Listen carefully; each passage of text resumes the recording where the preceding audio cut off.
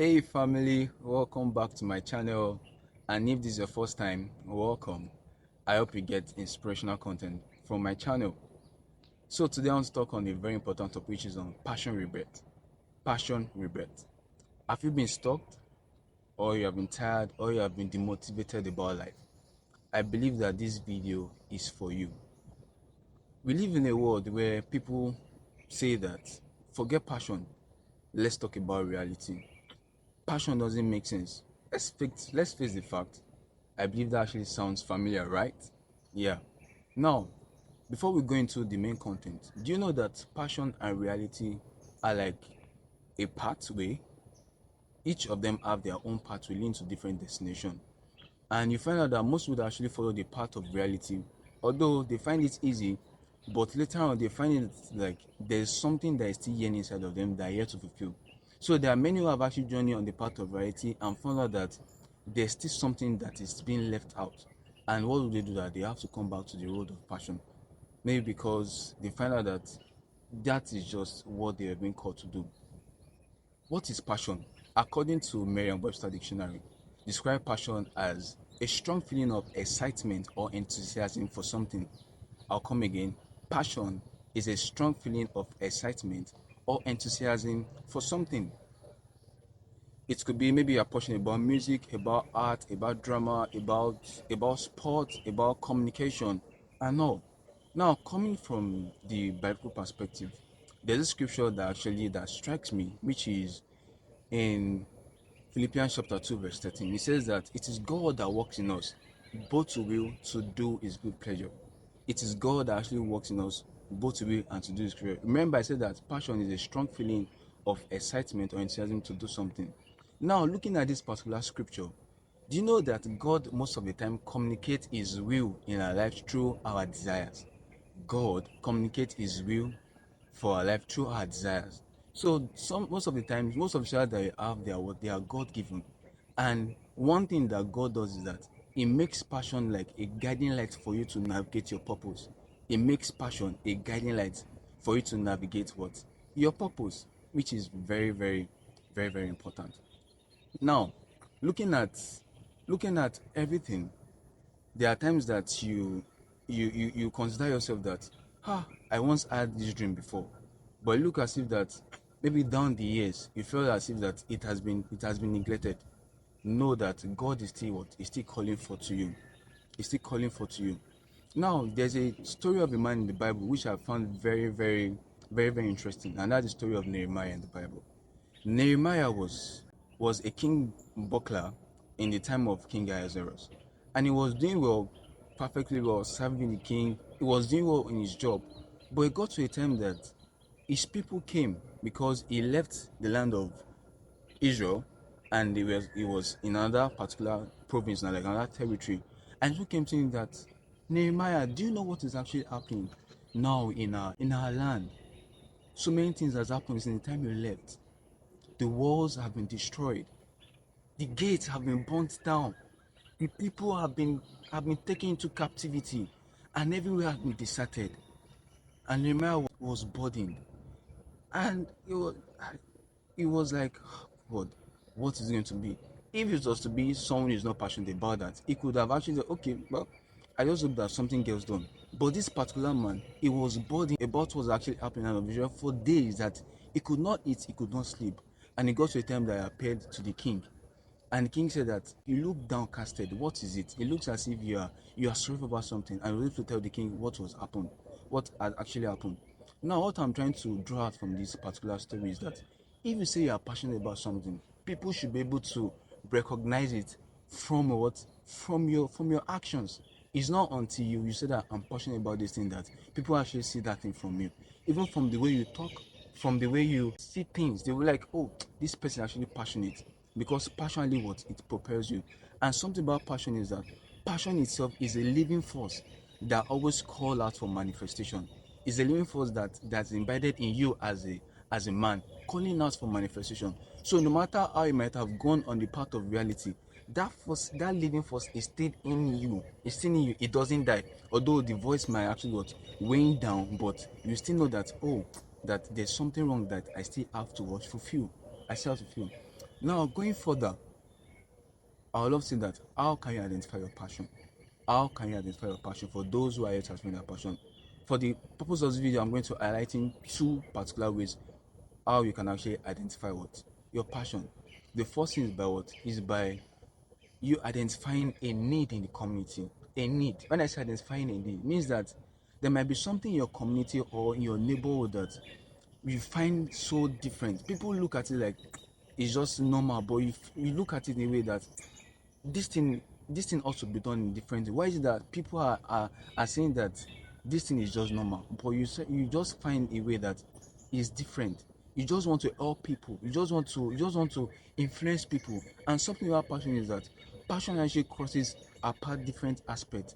Passion pushes you to help people in different aspects. It can be physically, it can be emotionally, it can be spiritually, it can be financially, it can be in every other aspect of life. Now, I remember a time when I was posted for my National Youth Service Corps to serve the country, and that we call it NYC, is a mandatory program for every graduate of tertiary institution. When I was posted, I was sent to a particular school in the south region of Nigeria. So when I was interacting with my students, I noticed that there was a gap in the career enlightenment that they have. You see students saying that they want to become lawyers, and yet they were in science class. I was bothered that how come? Because from the region I came from, it was more of like we at least we have like a little more of career enlightenment even from secondary schools.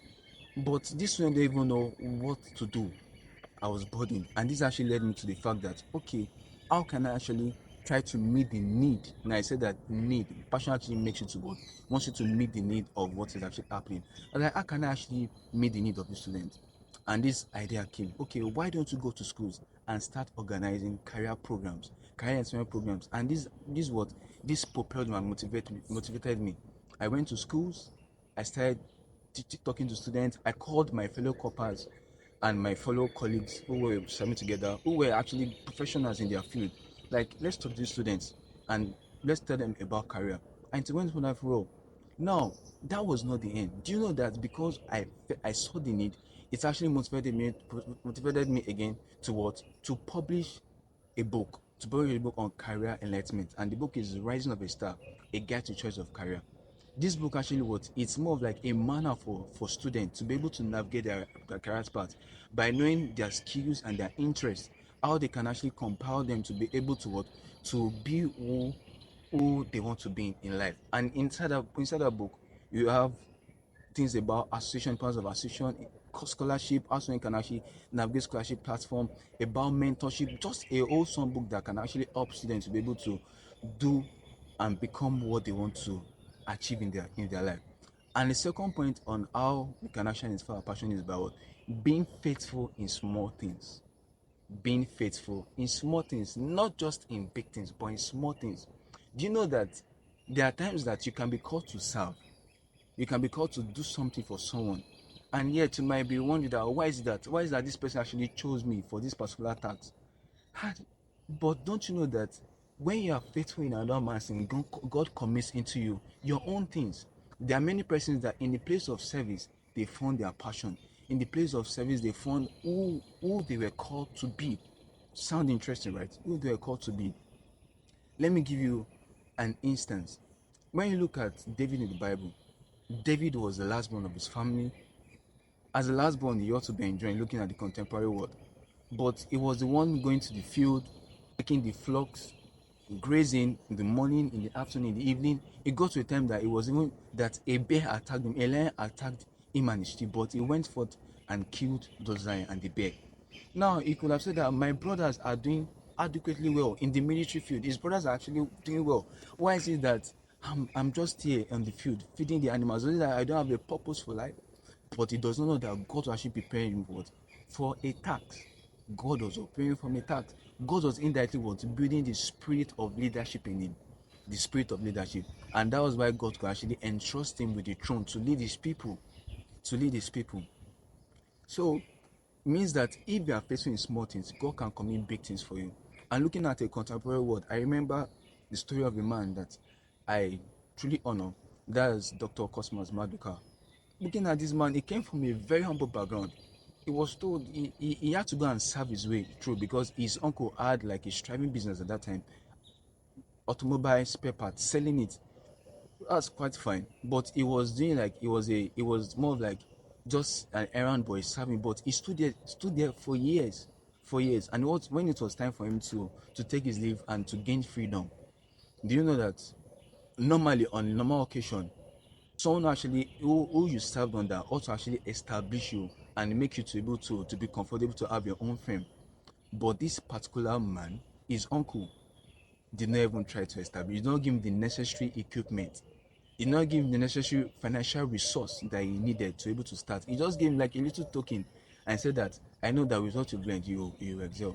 And normally you could have said that I've served you for years. Why now? Why is it that other apprentices they are being established, but why is my own was different? But he kept on. He was focused. And look at him now. He's he's a great man. He's into automobile spare parts. There was one of the podcasts I was actually invited and was talking. He was saying that said if you were to consider an average Nigerian that actually uses a motor, a vehicle, said he said 6 out of 10 people actually use the vehicle, they actually purchase some of his products. Sound interesting, right? Faithfulness is a small thing. God can use it to bless you. So we need to identify how you can know your passion. Number one is that you being able to identify the need that is actually drawing your attention, what other people are not seeing that you are seeing. And number two, you being faithful in little things.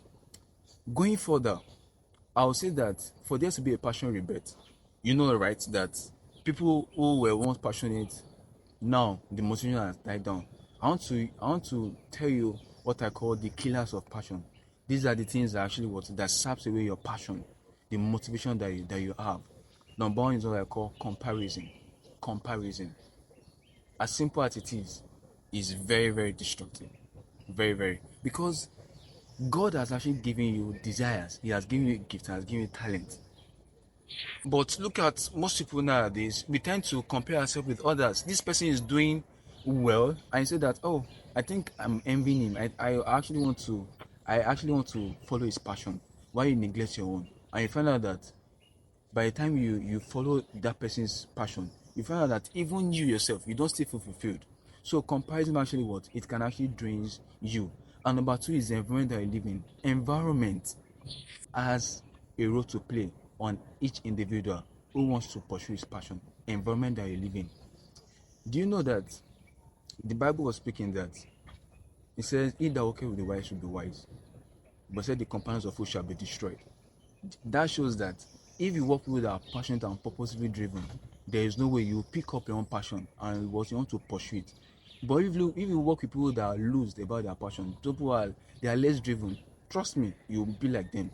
And don't tell me that environment does not have a huge role on someone. It's like you pass beside a bush that was burning and you stood there for some minutes and you went, and then you said that your clothes is not you are not perceiving smoke on your body. It's not possible. It's not possible. So environment has a whole lot to play. Another thing is that the third point is that too late to start. Too late to start. Oh, I'm old. I had this passion when I was young, but now I'm 40. Now I'm 50. How can I actually pursue this thing? Oh my goodness. You complain. But do you know that when God actually called Abraham and Moses, they were old? Abraham started his own journey at the age of 75. Moses started at the age of 80. So don't tell yourself that you are too late to start. Start. I remember the story of a man when I attended a conference. That was like some years ago. This man told us that he was a professor of chemistry in one of the Ivy League university in US. And he said that although he has actually made several impacts in his field, his research paper has actually helped many students in his field. But yet there was something that was actually still yelling for a manifestation in him. He was like, that what could be this thing? And God was actually pointing his fact that you have this leadership trait in you to be able to raise leaders. And God was saying that was what I called you to be. That was what I called you to do on earth. Do you know that this man he had to leave his profession and relocated back to Nigeria with his family to raise leaders? And now the man, they call him to come and speak at multinational companies, even in different organizations. Such a blessing. The man is such a blessing. So don't tell yourself that I'm old, I can't start. Start. And that thing is that about the class of passion. The fourth one is that lack of faith in yourself. Lack of faith in yourself. You tell yourself, I'm inadequate, I don't think I have the resources. And you complain, you look at the passion, you look at the circumstances around it. I mean, for instance, maybe the environment you came from, it look as if that I can't actually pursue this particular thing. Look at Gideon, for instance. Gideon was from one of the poorest tribe, and God was saying that he was a mighty man of valor, that it was called to be what? To be the savior at that particular time for the people of Israel against the Midianites. But yet, what? He believed in himself. He believed. So you can believe in yourself. Don't tell yourself that I don't have the resources. When you wake up in the morning, tell yourself, I have the resources, I have the strength to be able to do this. I have the energy. And you see that everything start coming up alive. Now we're able to identify what the answer of passion. Let me just say, if I move to the last point, that what comparison, we talked about environment, talk about lack of faith in yourself, we talk about too late to start, and the fifth one rather, is what I call distractions. Who do you surround yourself with? If you surround yourself with people that are less driven, trust me, that's going to be the pattern of your life. And if you surround yourself with people who are purposely driven, let's say for instance, you have a friend, maybe you told about your passion, and the friend like, oh, I actually believe in your dream. Maybe suddenly stumbled on a particular event that was happening and said that let me introduce this particular event. It's going to help you to build your passion. Those are what I call good friends. But if you have friends that distract from your purpose and tell you that yes, like I know what you want to, what is good, but they take you from your passion and tell you that I don't believe in your dream. I don't. Let's talk about reality. It's good. What you said is actually good. They'll tell you, oh, stop. You don't need to study. Why don't you like just go and cash fun for some time? So those are identify all those distractions. Now we've talked about passion rebirth. Because what? Because passion rebirth is very important and necessary to able to navigate the journey of life. If, for instance, you were once motivated but you feel as if the old energy has been drained out, or you feel as if it's too late to start, let me tell you, it is possible to start again. When you look at our master, he made mention of a particular statement in the book of Matthew chapter 5 verse 13. He says that, for you are the salt of the earth. Yes, you are the salt of the earth. But said that if the salt lose its savour, he said, how can it be restored? If the salt lose its savour, if the salt lose its purpose, if the salt lose the quality or the essence of life, how can it be restored? Yes, it can be restored. And I'll just state how it can be restored. Number one is that surround yourself with people that are passionate and purposefully driven. Those that can that can motivate you. The Bible says, he that walketh with the wise shall be wise. Say that iron sharpeneth iron, so a man sharpeneth the content of his friend. Now, if you have friends that motivate you, go for them, tag along with them. You find out that that thing that was dying down begin to re-energize, and you actually want to pursue that particular passion, that desire that you have inside of you. And the second point is that look for models. Look for those that are doing what is similar to what you are being called to do. Look for them. You can follow them. It can be in the field of entertainment, it can be in the field of art, it can be in field of maybe even public speaking, for instance. Look for them, read their books, watch their videos. If they have channels on YouTube, watch their videos, follow them. If possible, they have mentorship platform, good, tag along, register. Because when you learn from people's experiences, the portals that you ought to enter, they can to prevent you from entering all those ditches. So when you submit to mentorship, it's a lot. Look for models. And the third point is you have to avoid noise and seek the face of God for clarity about your passion. If, for instance, you lose your desire, we live in a noisy world. Everywhere is noise. When I say noise, it doesn't mean that like maybe voices, but distractions here and there, issues of life and all. Separate yourself. Seek God. God is able to restore what has been lost. He can tell you, okay, this is how to do it. It will give you strategies on how to do it. It will give you steps and guidelines on how to do it. So now we've talked about what? We've talked about surrounding yourself with passionate people. Number two, we've talked about what? Look for models, people who are doing something similar to what your desire is all about. Number three, we've talked about avoid what? Noise, and what? Seek God for clarity. And the last point is what? Pay the price. Be diligent. Pay the price of consistency. Pay the price of what? Of consistency. Let me tell you the truth, it's worth paying it. By the time you look back on how little you started, it's going to be like a sweet story. Like, I remember when I first started this thing, look as if I was not going to make wave. But don't you know that your story can be what we serve as a motivation for younger generations? So don't give up, pay the price, be diligent. When you wake up in the morning, have plans for the day, have plans for the week, and your passion words will be energized. I'll end with this statement, that your passion is your guiding light to your purpose. Your passion is your guiding light to your purpose. Just like God actually communicates what His plan and His will for us through our desires. And your passion as well is like a roadmap to your destiny. So don't forsake your passion. Don't say that you are too late to start or you don't have faith in yourself. Start small. And I believe that God is going to perfect all that concerns you. So on this note, if you have not subscribed or if you have not liked, please kindly like the video, also comment, and please do what to subscribe for more inspirational and godly content. So thank you and bye.